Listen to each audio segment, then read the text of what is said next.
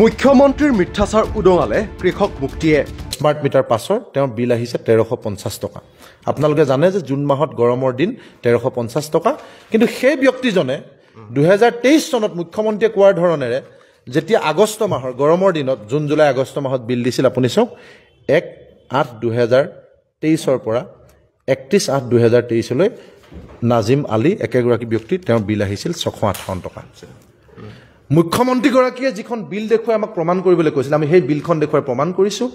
Smart মিটাৰৰ লুণ্ঠনৰাজ উদঙাই কৃষক মুক্তিৰ বিস্ফোৰণ।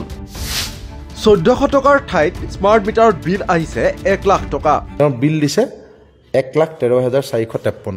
তেওঁ যেতিয়া মোৰ গৰম উঠি গ'ল যে এক মাহত কেনেকৈ 1 লাখ বিল আহিল, তেওঁ যেতিয়া অফিচত গৈ প্ৰশ্ন কৰিলে তেতিয়া কি কৰিলে জানে, তেওঁলোকে এই বিলখন তেওঁলোকৰ ভুল হোৱা বুলি কৈ 1445 টকাত এই বিলখন সেটেল কৰিছে। 1 লাখৰ পৰা 1400 টকালৈ তেওঁলোকে নামিছে। এখন আপোনালোকে চাওক বিল। প্ৰশ্ন কৃষক মুক্তিৰ, অভিযোগ দিলেই কিয় কমি যায় বিদ্যুতৰ বিল? যে আপোনাৰ বিল 1522 টকা হৈছে আৰু ডিউ ডেট ইজ 29 আগষ্ট 2024। আগষ্ট মাহৰ 29 তাৰিখৰ ভিতৰত নিদিলে তেওঁ কাটি দিয়া হ'ব বুলি কৈছে 1522 টকা।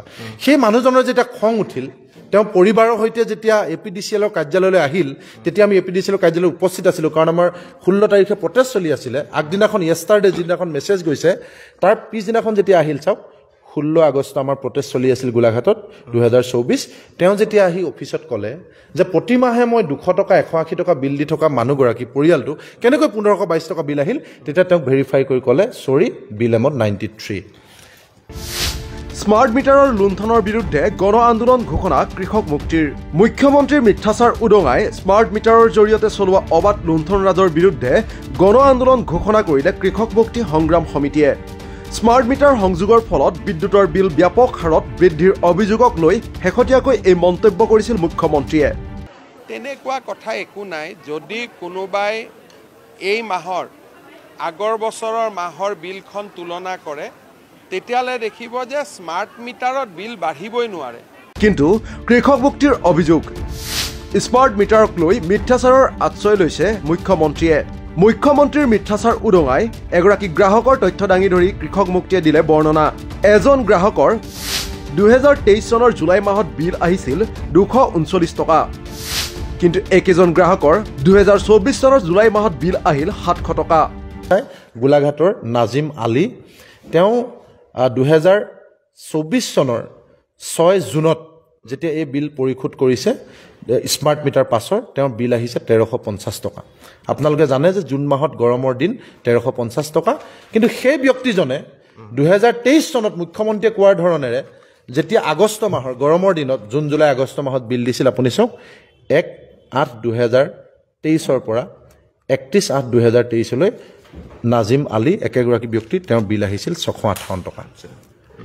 মুখ্যমন্ত্ৰীগৰাকীয়ে যিখন বিল দেখুৱাই আমাক প্ৰমাণ কৰিবলৈ কৈছিল, আমি সেই বিলখন দেখুৱাই প্ৰমাণ কৰিছোঁ।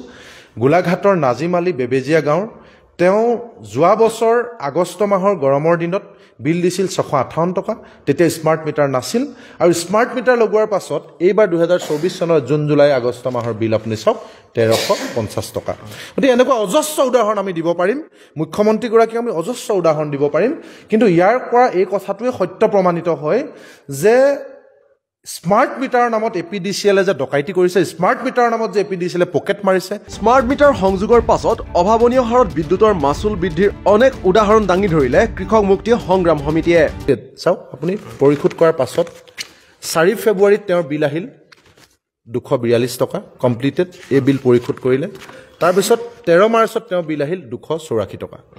280, 50, 84 ঘৰত তেওঁ আছিল, কিন্তু যেতিয়া স্মাৰ্ট মিটাৰ তেওঁৰ ঘৰত সংযোজন কৰি দিয়া হ'ল এপ্ৰিলত, আৰু এপ্ৰিল মাহৰ বিলটো যেতিয়া মে' মাহত আহিছে, আপুনি চাওক একে Lilawati Bora, Bambarahi, month statement month of 2024 May', April মাহৰ যেতিয়া স্মাৰ্ট মিটাৰ লগাইছে, তেওঁৰ বিল চাওক, বিল পিৰিয়ড 1 মে'ৰ পৰা 31 মে'লৈ তেওঁৰ 281 টকাৰ বিল হ'লগৈ 885 টকা 70 পইচা।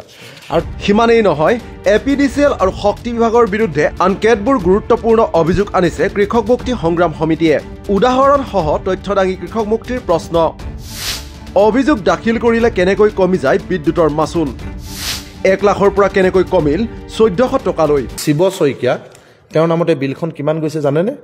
1,13,493 টকা কিমান দিনত এক মাহৰ বিল গৈছে এক মাহৰ হয় তেওঁ ফাৰ্ম আছে ব্ৰইলাৰ ফাৰ্ম কিবা কিবি আছে তেওঁ ফাৰ্ম থকাৰ কাৰণে গ'ল 1,13,493 টকা বিল গৈছে আপুনি সব ইয়াত চাব পাৰে বিল পিৰিয়ড আপুনি চাওক 1/6/2024 পৰা 30/6/2024 লৈকে বিল পিৰিয়ড এক মাহত অৰ্থাৎ জুন মাহৰ বিলখন দিছে আপুনি বিল ডেট দিছে 7 জুলাই মাহত দিছে আৰু নৰ্মেল বিল বুলি দিছে টোটেল ডেজ 30 ডেজ আপুনি দেখিছেনে ডিউ ডেট 22 জুলাই 2024 তেওঁ বিল দিছে 1,13,453 তেওঁ যেতিয়া মোৰ গৰম উঠি গ'ল যে এক মাহত কেনেকৈ 1 লাখ বিল আহিল তেওঁ যেতিয়া অফিচত গৈ প্ৰশ্ন কৰিলে তেতিয়া কি কৰিলে জানে তেওঁলোকে এই বিলখন তেওঁলোকে ভুল হোৱা বুলি কৈ 1445 টকাত এই বিলখন সেটেল কৰিছে 1 লাখৰ পৰা 1400 টকালৈ তেওঁলোকে নামিছে এখন আপোনালোকে চাওক বিল ইফালে স্মাৰ্ট মিটাৰ সংযোগ কৰাটো বাধ্যতামূলক নহয় যদিও গ্ৰাম্যাঞ্চলত গ্ৰাহকক হেঁচা প্ৰয়োগ কৰি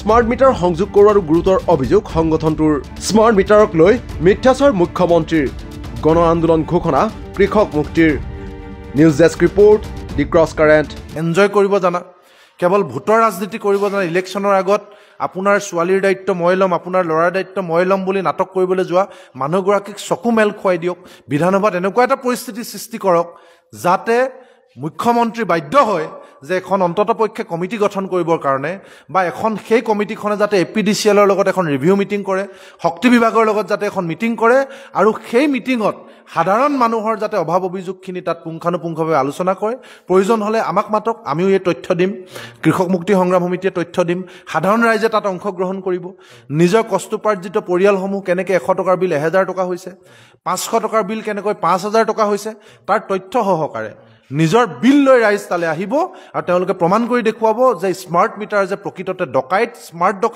স্মাৰ্ট ডকাইতে যে মানুহক এতিয়া লুণ্ঠন কৰি খাইছে পকেট মাৰিছে এইটো প্ৰমাণ কৰিব গতিকে আমি মুখ্যমন্ত্ৰী ডাঙৰীয়াক কৈছোঁ যে কেৱল হাৱাত কথা নকয় কেৱল মানুহৰ সমস্যাক লৈ উপলুঙা কৰাৰ বিপৰীতে প্ৰকৃতাৰ্থত মানুহে কি কাৰণে আচলতে এই সাধাৰণ মানুহখিনিয়ে সকলো ধৰণৰ চৰকাৰৰ ভয় ভাবুকি অৰুণোদয় কাটি দিব থানাত গোচৰ দিব স্মাৰ্ট মিটাৰ নলগালে তেওঁলোকক ফাইন লগোৱা হ'ব তেওঁলোকৰ ওপৰত সন্ত্ৰাস চলোৱাৰ পাছতো যে ৰাইজ ৰাজপথলৈ ওলাই আহিছে কিয় ওলাই আহিছে কি ক্ষোভত ওলাই আহিছে কি কাৰণে ওলাই আহিছে এই ক্ষোভ বেদনা যদি মুখ্যমন্ত্ৰী বিজেপি চৰকাৰে অনুভৱ নকৰে তেতিয়াহ'লে বিজেপি চৰকাৰৰ পতন নিশ্চিত আৰু